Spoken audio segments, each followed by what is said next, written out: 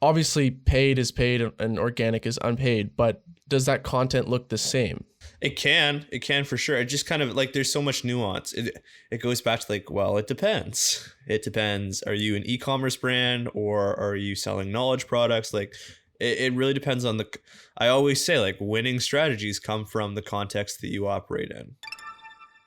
So I think it's necessary to start this podcast just saying, Mose, thanks for shaving. You finally look. You know what? You look I was like thinking good. the other day, this if like people always ask like, oh, you're doing this podcast, like, what do you get out of it? And I was thinking the other day, like, it's just a great reminder to shave sometimes. It's just a mirror. Go weeks without shaving, and then you're like, oh, I'm gonna go clean this up now. It's been a while since I think we like last recorded. Last week was pretty much for 5 full days over a 7-day course period was shooting the music video. I was the DP, first ever experience on set. It was what? Hold on, back up. What's a DP? Just sounds bad. That does sound bad. Okay, DP, director of photography. That sounds fancy. So you just pretty much handle like, you know, you make sure the lights are in a certain position. Then you're, you know, putting the tripod on, the camera on. I really sound stupid right now. But what I'm trying to say is you make everything look pretty visually while the director directs the talent and the people who are on screen. And then there's a person who helps me with like focusing and like setting up lights. It was like a full crew, and I've never really experienced that. And I didn't think I'd like it. But you don't like people. Okay, I love people. Antisocial.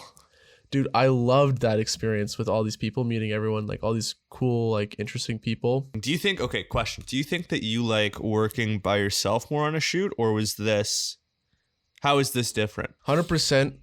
I prefer doing this over by myself when it comes to film. Digital, I think I'd rather do on my own or like with like another person or a small crew. But there's something to be said about that team environment. It actually felt like a sport because you have the producer, you have the director of photography. We had a first camera assistant.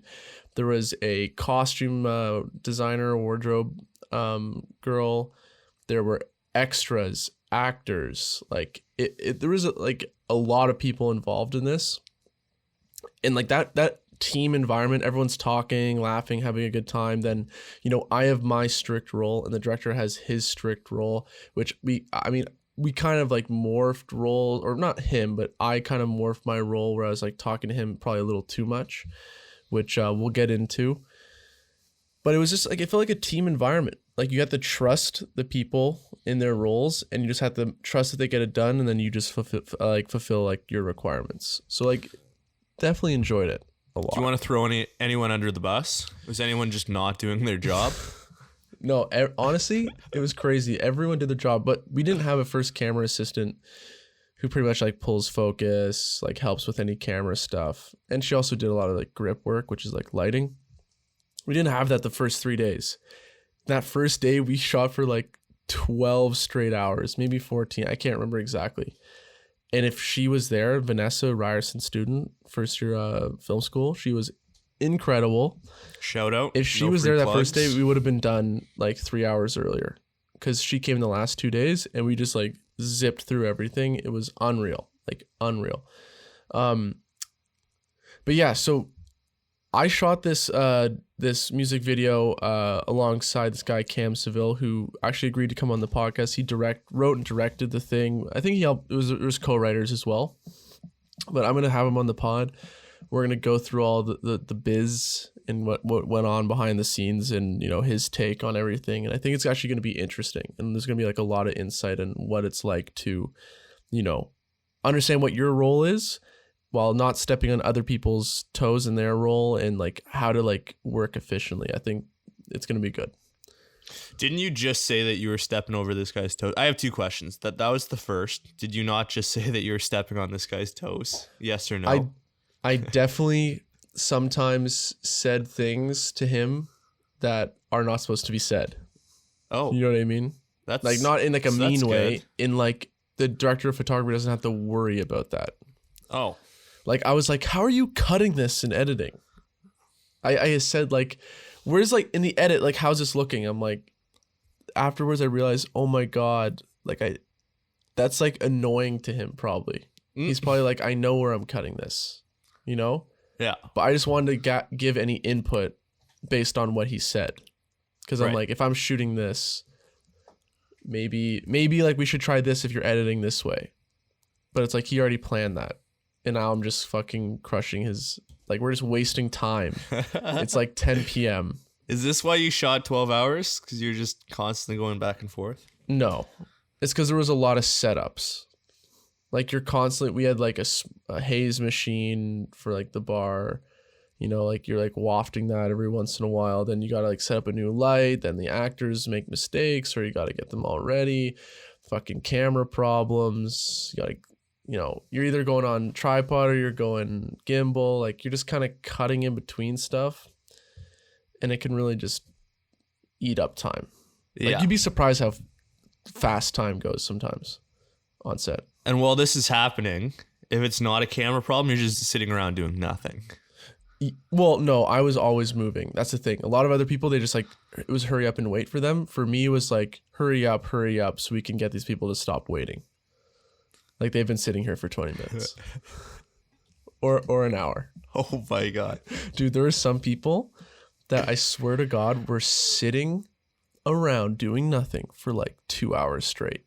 Jeez. Like waiting because we had some problems and shit.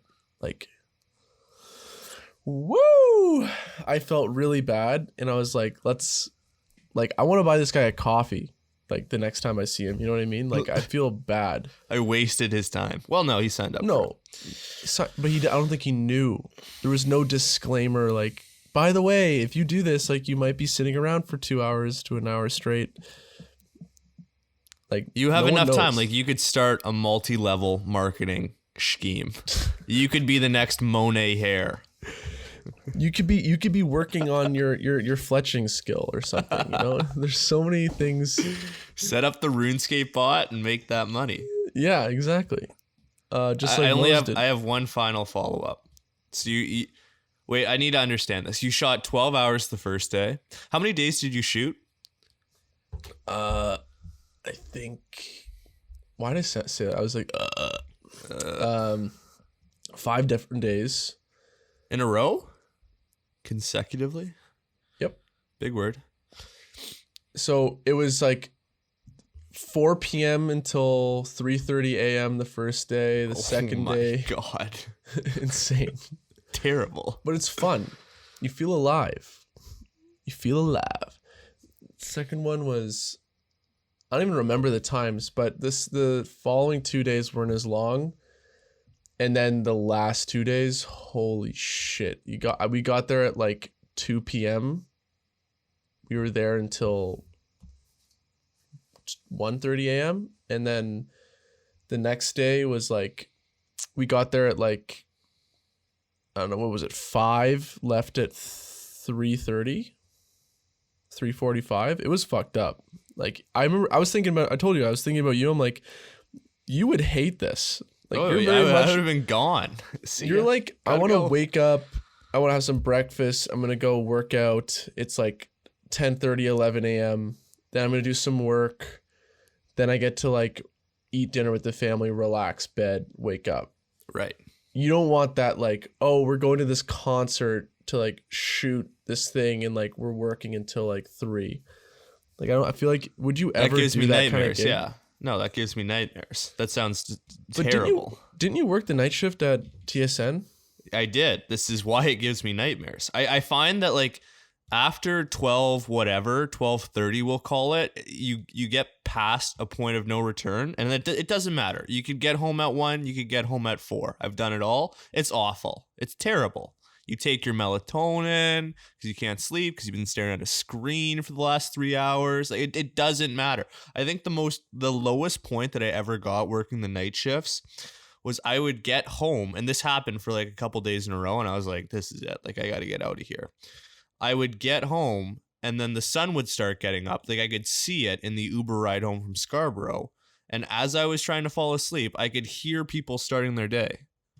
I was like, what are we doing here? Like, I could hear Johnny getting his coffee underneath my building. And I was like, geez. And this is going to sound terrible. Maybe we cut this, but I could pick out the transition from like the homeless people fighting under my building. Cause it's a different voice. It's a different kind of vibe. And then you'd have, cause it was aggressive. And then you'd have Johnny and Katie and Mary Sue getting their coffee in the morning. And you could tell they just woke up. Like, oh, I had a real good sleep last night. And I'm just sitting there lying in my bed with my eyes open. I'm like, I can't fall asleep. And it's now like 7:00 in the morning. Like I could just start my day now. Awful. This is why I have nightmares. Okay, I have a very similar story. The last day of shooting, it was like I got home probably 4:35, wired,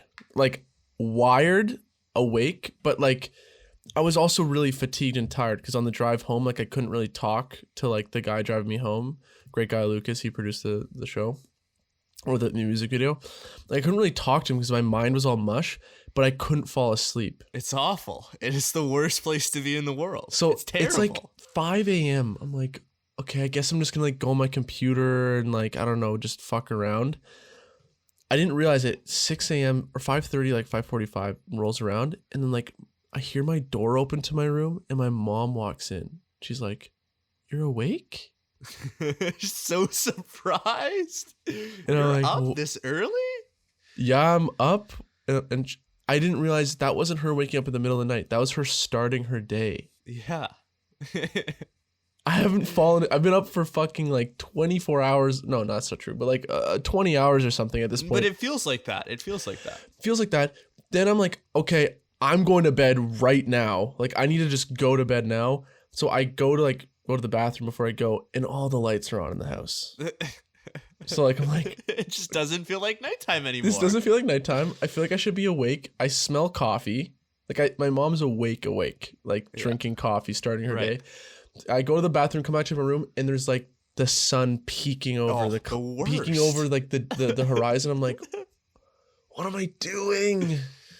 This didn't need to happen, but it did. So that's the funny little story. But I kind of want to stop talking about it because there are a bunch of things I do want to like bring up with Cam. I think we're doing it next week because he's at his cottage this week. So I want to leave a lot of the stuff for next week with him. Right. Anyways, moving on. I kind of wanted to pick your brain and talk about this. So, as we all know, I play video games. I feel like I've brought that up a million times on this podcast. I was playing Counter-Strike last night, having a ball because I've been watching a lot of pro matches, just like watching like classic matches and high level play. And I've just been like watching and learning. I'm terrible, but like watching and learning. And I realized like how deep this game goes with when it comes to you have to learn how to move properly. You got to learn how to shoot properly. And then you have to learn how to communicate properly. Like there's all three integral like elements to this game. You also have to learn how to use like utility, which is like flashbangs, smokes, and all this shit properly. There's so many like elements to it. It reminds me of a sport, and it kind of reminds me of hockey because it's 5-on-5. There's no line changing, but it's 5-on-5, and it's very like it's an invasion sport. So you're always trying to like take a bomb site, whereas hockey's you're always trying to keep it in their zone, and you're like battling all the time. It's very similar, and what's also similar is among the major esports, CSGO it's in there, but it's like the bottom. Like, I mean, I guess not the complete bottom, but like it's not as viewed as like a Dota, League of Legends. I can't even think of another one like Fortnite or whatever. It's not viewed at that same level. It's just like hockey. Hockey's not viewed at that NFL, NBA level, MLB level. It's very like minor major of the sports. You know what I mean? So like I kind of wanted to talk about like if a sport goes so deep and their fans are so fanatic and so obsessed with it, what is the disconnect between getting new audience members in or having a larger audience? Because I look at Counter-Strike, I look at hockey, I'm like, these are some of the most amazing like sporting things to watch, sporting events, sport. Why can't more people get behind this? What's this barrier? And I instantly go like content, like how can like media portray it in a cool way? You know, you look at World Cup of soccer, like commercials, like there's so much that makes you hyped for those tournaments that maybe it's missing in hockey. So like, do you think it's content that can change that?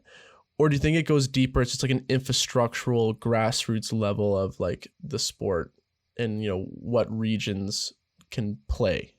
the esport or sport. Right. I think there's a lot of pieces of it. Like, I think culture is kind of one of those pieces. When we were growing up, especially, like, you were such a nerd and loser if you played video games. And I think some of the residue of that is still around, which is interesting, but it's definitely shifted in the last couple of years. And then the content piece is there for sure as well. It's like, you could get really tactical and talk about all the ways that content, you could produce more content, you could, do user personas and all that fun stuff. But I think the piece that kind of underpins it all, and it's something that, like, you hate them, you love them, you think whatever about them. Barstool, I think, has succeeded in large part because they're willing to, I think, create a mess is like a really simple way to say, but they're not afraid to pick sides and like be controversial. And I think that with where we're at with social, you have to make enemies with some people. Like, not everyone is going to like you. And I think the people that get stuck in the middle are the people that don't really go anywhere. And I don't have any examples. I wish I did. So maybe you can jump in and I'll think of some. Well, I have an example of, Portnoy, I was watching some of his like classic moments at Barstool. I think it's a character. A lot of the shit he's doing, it's not real, but like they had the Barstool Awards and he was just like carving people that his employees didn't dress up. Because some of the employees didn't dress up and they weren't like the rich ones. And like some of the shit he's saying and doing, I'm like, oh my God, he's fucking with them. Yeah. But like he's saying he's not kidding, and maybe he's not really kidding that much. But like the stool scene starts with him being like, I'm firing Francis or whatever. Then the full stool scenes goes, you see clips of him carving people. And then at the end, like, I'm talking carving like on public radio, like him being like, why didn't you dress up? Do you not give a fuck about this company? You just take money from it and you don't make it any money?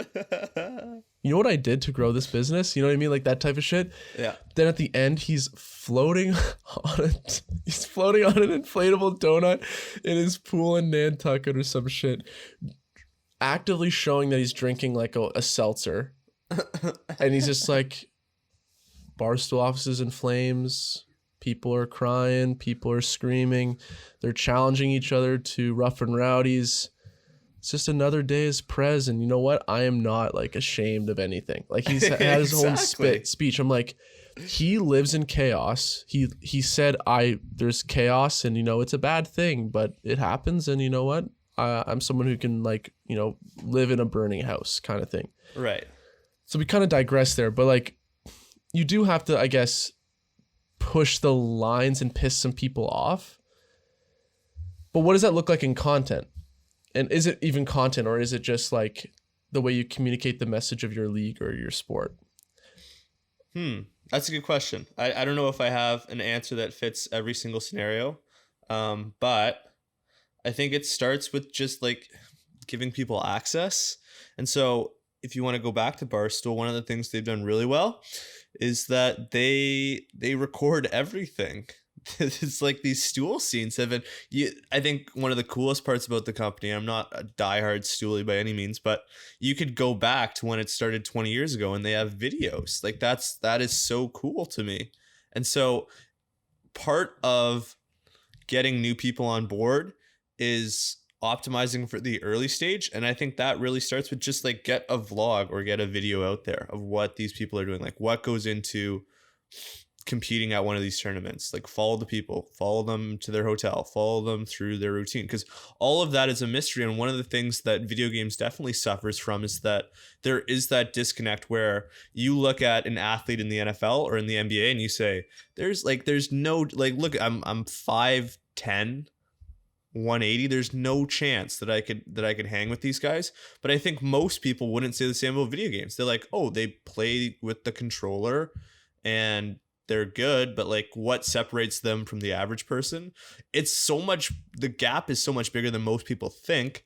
But there is still that disconnect. Yeah. Like people think they could be a video gamer, but the gap, I would argue, is just as much as it would be physically to play in the NFL or the NBA.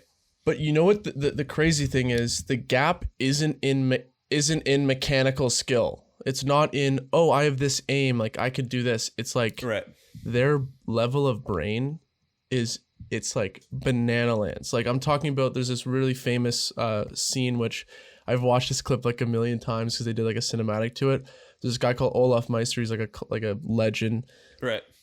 I think it was to win the game, or it was like to send them to overtime or something. He defused the bomb at the perfect timing when the Molotov cocktail that landed on it would disappear. I love I love that no one's gonna understand any of what that means. No one's gonna get it, but fuck, a Molotov cocktail is like a fire bomb. Someone throws it on the bomb. He jumps on the fire, but he timed it so perfectly that when he jumped on to defuse the bomb, the fire disappeared right as he hit like 0 HP as the bomb diffused. So the bomb diffused, then he died. Right. So he timed it like perfectly. And there's like a spray paint on the map in Counter-Strike of like his character like diffusing in fire. It's called like something in flames or something. Like iconic. I don't know why I brought that up. What were we talking about? Content and why people don't understand the gap. Yeah. I was talking about brain. Like that level of understanding of the game is something that you don't get until you just play forever. Like it's not like you could just get that. Some people maybe, but it's not. The mechanical skill isn't what sets people apart. It's just like the understanding is wild. But to your point earlier, you were saying like, why don't they just film and do vlogs and show all this stuff? So I'm on like this one org, Team Liquid. They film all their shit. They do vlogs for everything. But I don't know if that gets new people in.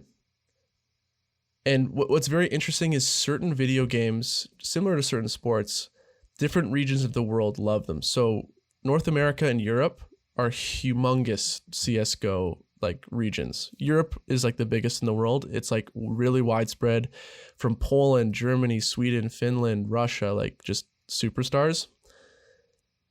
America's not as good, but they're up there. But when you go to Asia, it kind of falls off. Now, when you look at League of Legends and Dota, it's massive in China. Like I believe there's like 200 servers that you can play within. In Canada, there's one in Chicago. Or sorry, in North America, there's one in Chicago. There's like 200 in China. So like the scale is different per region. So I wonder, I mean, when you look at the NHL, no one plays in Asia, no one plays in Africa or wherever, but basketball is growing out there.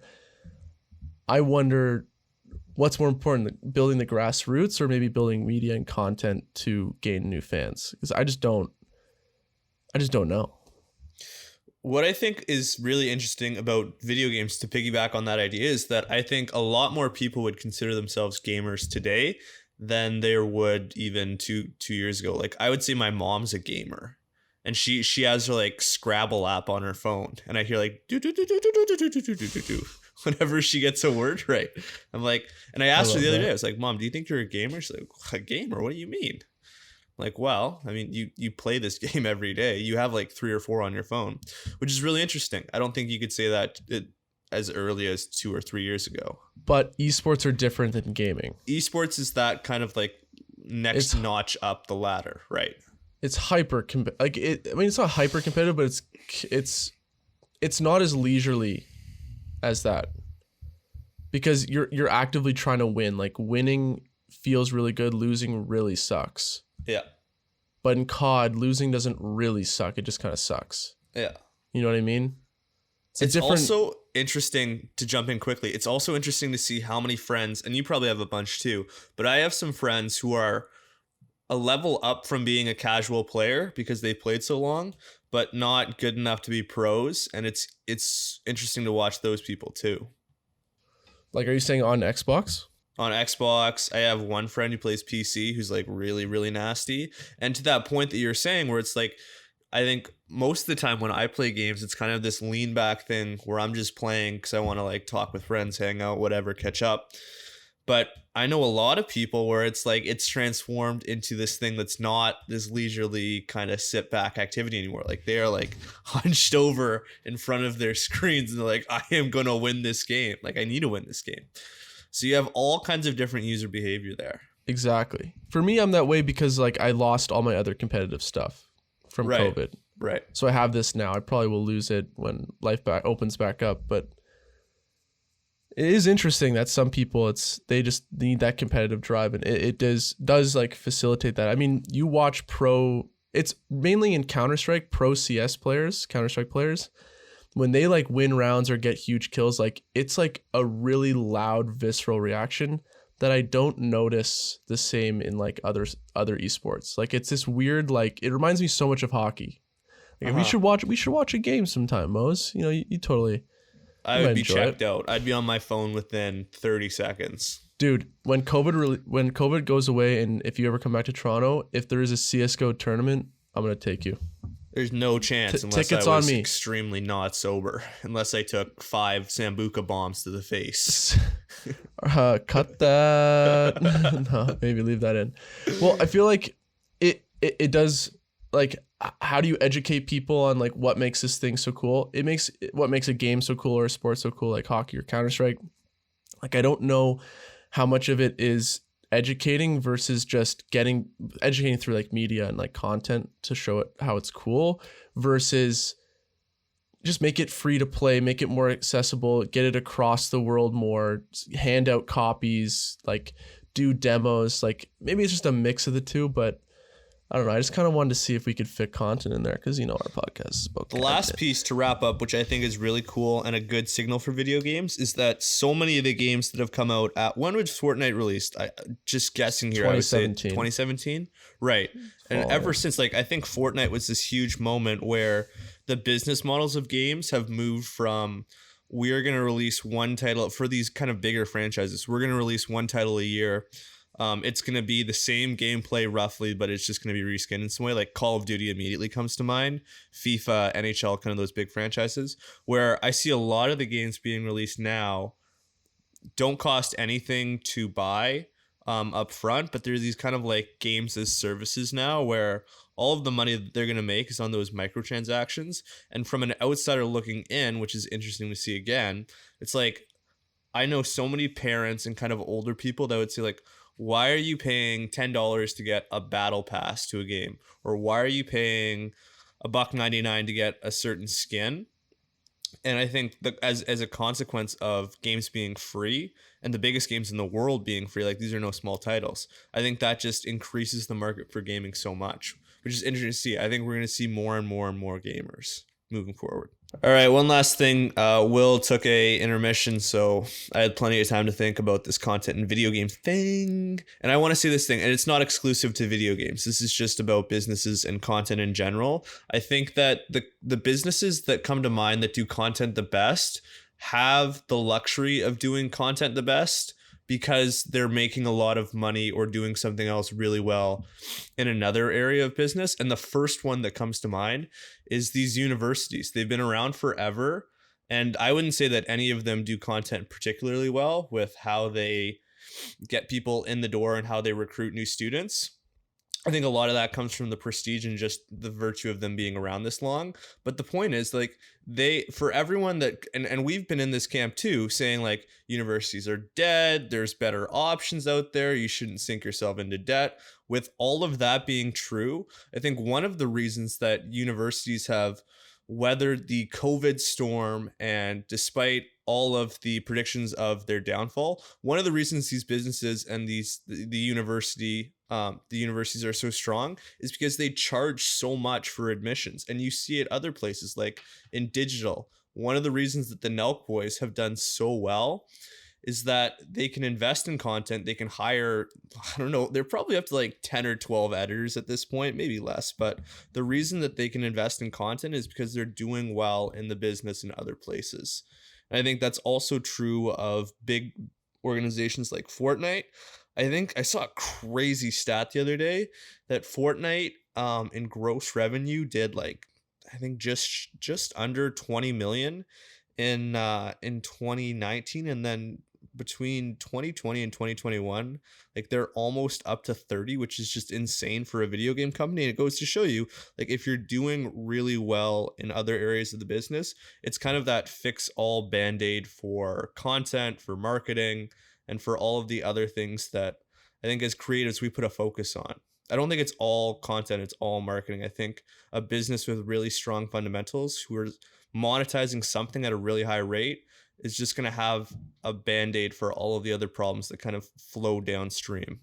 Does that make sense? It's crystal clear to me, because there is this feeling, if you're a company owner, that you're like, I want to get this, I want to get a writer doing this, I want to get a videographer doing this, get a photographer doing this, and website guy this. It's like, let's make money, let's get the bare minimums done, and let's make money and set up the fundamentals of the business 100% ready. Let's make some money, save it, and then make content, and then go ham. Don't spend that money so fast up front unless you've planned properly and built your fundamentals. Like, do you have a cash flow statement? Do you know what your margins are exactly? Do you know what you've made in the last month, the last 6 months, last year? Like, you need to answer these questions and like get to know yourself and your business more, and then start to get into that fun stuff, which will take you to that next level.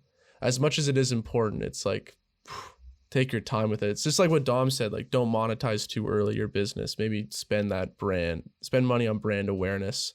Very similar to, I'm going on a tangent, DraftKings, I was told by my family financial advisor, was they were in the red for years. They didn't make money at all per month for years, because all they did was spend it on advertising. And then once they hit a certain like threshold of users on their app, that's when they rip themselves from all like as much of the podcasts and whatever places they advertise. And then now they just like stay with their like target market. Like, they hit their market share that they're happy with. Now they take back, focus on the business more. They're in the green. So definitely very interesting to think about that. So anyways, I also wanted to bring up, just changing subjects a bit here, JT Barnett, at JT Barnett, great follow on Instagram. He runs the Triple Deek account, as well as he started Honey House, which is like a TikTok like content house where they just make like content with good looking people. And interesting guy. He's kind of going down this personal brand, like self-help business guru type deal. And he made a little video talking just about the importance of organic content for brands, because paid ads just aren't working the same way. And on top of making organic content around your product, also developing a product that allows you and facilitates an easy ramp into creating organic content. Now, I commented on his page or on his post, and I didn't hear back asking about what stuff, what pages I could follow to see really good organic content. All good. Didn't get back to me, but I'm curious to hear what you have to say, Mose, because you read about the show all the time. What is a good example of organic content? Because you can say all this stuff, but I don't even know what that means or looks like. And I'm sure some of our viewers feel the same way. So organic versus paid, what's the difference? What are they? Paid is anything that you put money behind. It could be stuff that you made. It could be stuff that you outsourced to a creative. What was your question? Obviously, paid is paid and organic is unpaid, but does that content look the same? It can for sure. It just kind of like, there's so much nuance. It goes back to like, well, it depends. It depends. Are you an e-commerce brand, or are you selling knowledge products? Like, it really depends on I always say, like, winning strategies come from the context that you operate in. I think the mistake is that everyone looks at a brand that looks like them or a competitor in their space and says, oh, so Gymshark's selling t-shirts like this, and I'm launching my own athleisure brand, so I'm going to start selling t-shirts like this. But you could be it's just two totally different companies. Like, you're a company that's just starting out, and Gymshark has a bunch of capital and they have a bunch of money and sales behind them. So that's, I think, mistake number one. We just take somebody else's situation or somebody that looks like they're doing similar things to us, and we prescribe the same solution to what we're doing. I would say, if you kind of zoom out and look really wide, paid is always going to be kind of I don't want to call it a crapshoot, but I think paid looks really good in the first period. If you think about a hockey game analogy, like, paid's always going to look really good because you're just going to drive more people to your page. But if you can do that, then anyone else can do that too. So that's why paid doesn't look so great in the last period of the hockey game, right? Like, if me and you start a brand on equal footing, we have the exact same skills, we're selling a similar product, and I get into paid before you, I might have a huge lead on you because I just drove, we can call it $5,000 or $10,000 worth of money, which turned into, just to simplify, we'll say maybe that converted at 50%, and now I have 5,000 new people in my funnel. That could look great right now, but if you start running a paid marketing and you get the same 5,000 people in your funnel and your product is selling at 25% cheaper than mine, then like I still lose in the long term. But I mean, I spent that money. I didn't see any return. So paid is complicated because anyone can compete. Anyone can run ads. And it's why, like, to this guy's comment, it's like, you need, it could be organic. You can call it whatever you want. Content, organic, evergreen, I don't care. I think the challenge that you're trying to solve for is that you need consistent people coming into the funnel. And you can do it with the product. If people talk about your product and share it with their friends, and there's a lot of virality there. Like when we had Dom on, one of the reasons that he's been able to scale this business to the point that he has is that there was no recovery products in the Canadian market. And once you got one athlete using the product, it was so easy if another athlete came in and said, oh my God, like I didn't know that we had recovery boots or that we could do that. Where did you buy that from? Oh, do you think that you could put me in touch with, like, it's so easy to have those loops within the product if there's not a lot of competition. But going back to the question, right? Like the problem that you're trying to solve for is getting people into your front door of your product, that first mile of the customer experience, getting people into your funnel, because anyone can compete. And I think nobody gives a shit about a new product that launched today unless it solves a problem. And you can do that with content, you can do that product, you can do that a million other ways, but it comes back to solving that problem. And nobody wants to step into any front doors online. Nobody has the time, nobody cares. But what does organic content that's good look like? So let's do a little thought exercise. Let's come up with a product right now that allows for content to be created easily. I'll answer that. Video games are a great product. There's a lot of pieces in them, but video games is a great product that lets organic content be streamed out of it because it starts with video. There's always video. You can clip anything. There's this huge base on platforms like Twitch and Mixer and all the other ones that let people play for hours. So you're driving people there live. But then you can also split all those pieces of content up to platforms like YouTube and Instagram, and then those can be consumed on demand. So I think there's a couple pieces there. Okay, so let's make a video game. Let's make it just a shooter video game. How do we make organic content around that? Sorry for interrupting. No. I think it was good. How do you make organic content around that? For video games, it is a strange space to be in right now because there are so many different people in that value chain. You have the streamers, you have the competitive players, you have the publishers, you have platforms like Steam that nobody talks about. But we're going to look back. This is a hot take. We're going to look back a couple of years from now and say, like, for all of the fanfare that we throw on companies like Apple, Amazon, Twitter, Facebook, like all the big tech companies, all of them missed Steam, all of them missed Twitch for the longest time, right? Like one of Google's biggest failures is that they were going to buy Twitch for $1 billion, and then the deal fell through and it went to Amazon. So part of it's that kind of video games are in a blind spot and that there's a lot of different pieces in that value chain. But if you're looking at how do I do really good organic content for a video game, start with who are the big streamers who play games like this? How do we contact those people and get them to play our game? But isn't that paid? Because you're paying, like, what if you pay them to, like, play your game? Well, that's Is that different. now paid? I don't think you always have to pay them, though. Like, if you have a great product and there's people already starting to play the game, I don't think it's crazy that those people would play the game out of the goodness of their own heart. Like, what's that? Fall Guys? Whatever that game was where you could be the, like, little cartoon That was, like, guy. a very popular, like, everyone just played. No one was asked, I don't think. I think it just became hot. So you have those kind of like viral loops that come out of nowhere. That's more organic to me. But for video games, I think the fundamentals are really easy. I think there are three things. Number one, it's video first. Like all video games have that element where it's video all the time, so it's seamless. Like you don't have to create an asset, you don't have to hire a videographer to create content around the game, and that's unique to video games. So that's the first piece. The second piece is that there are these platforms that are set up just for video games, Twitch, Mixed, like all the ones that I named.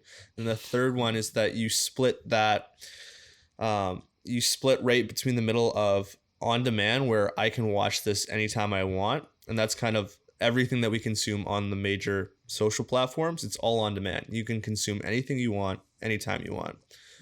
Conversely, I think that's why it makes live so important, because you can't add it to a queue. You have to actively seek it out. So one of the pieces of really great organic content is that the content that succeeds, I think Barstool is a great example. I think Nelk's a great example.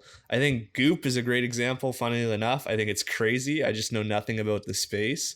But Goop is another example. All of these brands are content that you actively seek out. You make a choice that you need to see that content, versus the 99% of the time, the other 99% of the time, you're just kind of getting content thrown to you on a feed, which is much different. So just to summarize, the three pieces are that people need to see your content. They actively seek it out. Two, there's like that split between live and on-demand viewing, which kind of goes into the other piece. And then the first for video games is that it's all video. So it's really easy to just pull that away and use that as marketing. But if we look at it, if we get really, let's get specific here. Right. We have a FPS shooter that we're going to sell. Right. What does that content look like? Are you clipping people playing the game and doing cool clips?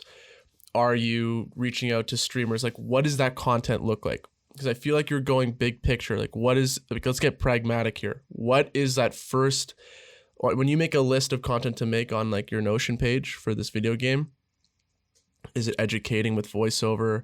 Is it talking head videos? Is it highlights of cool plays?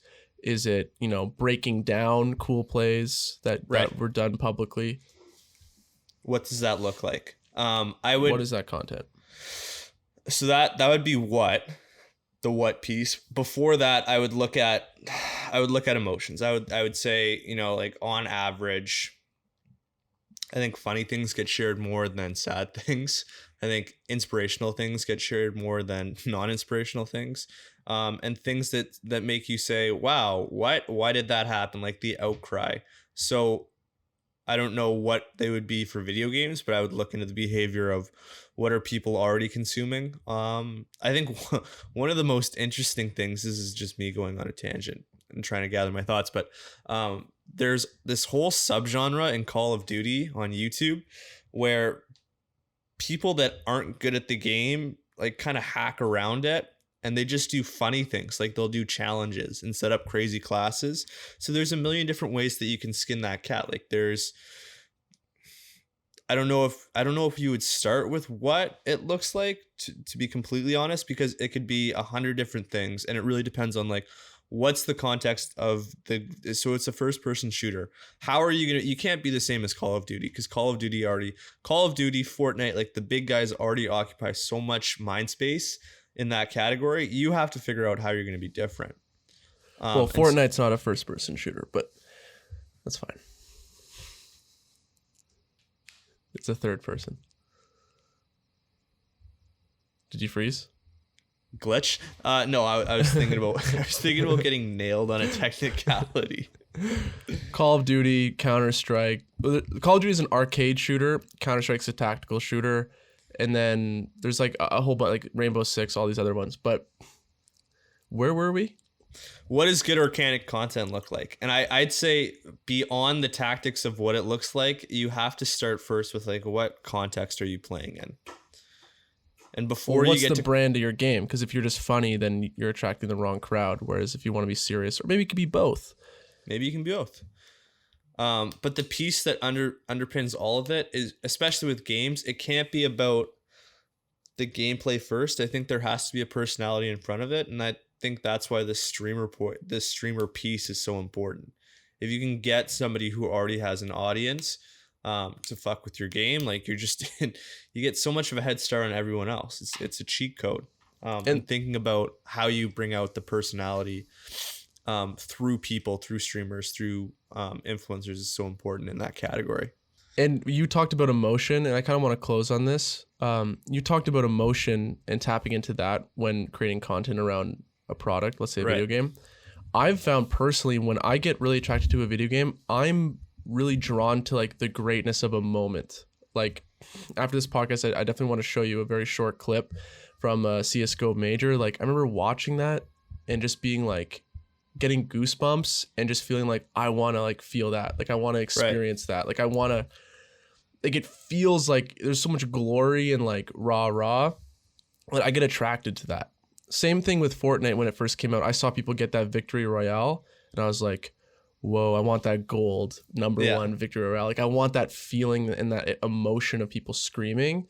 It's just fun. And I think maybe tapping into that element of it, not just like what the game is, but maybe what the game does for you on an emotional level, or how does it make you feel, is a way to make content, which I find really interesting. Just kind I of love that. I'm going to jump in quickly. I think that organic with organic content, it's probably riskier than a lot of people think, right? If you're going to invest money or time, you're going to have to invest a lot of it. You're not going to win within the first month. I don't care if you're a company with several $1 million behind you or just an upstart trying to bootstrap and figure it out on your own. Like you need to figure out systems that are going to let you win on a time span that's closer to 2 to 5 years versus just month to month. And that's really different than hiring a videographer or a graphic designer to do a one-off project, which is a piece that I think a lot of people miss.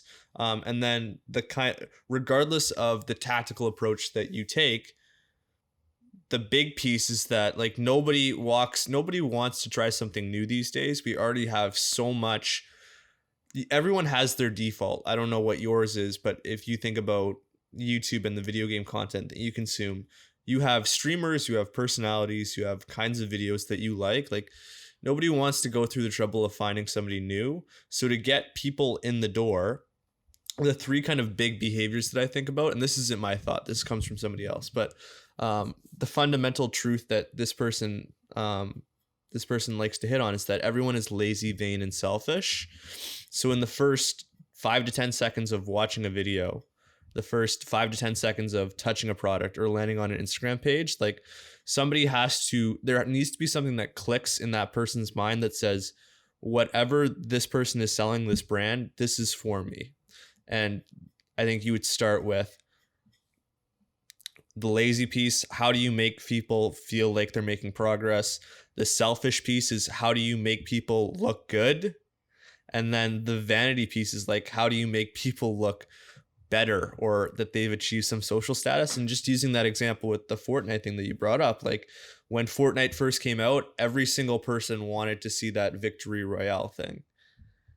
Because it's a piece of social status that says you are better than 99% of other people in the game, right? So those are the three big ones for me. Like nobody's going to go indoors, so figure out how to make people look good, how to create a sense of momentum or progress, and how to make people get some piece of social status that's important within that subculture. That reminds me of jiu-jitsu and why it's so addictive. That's what many people have said.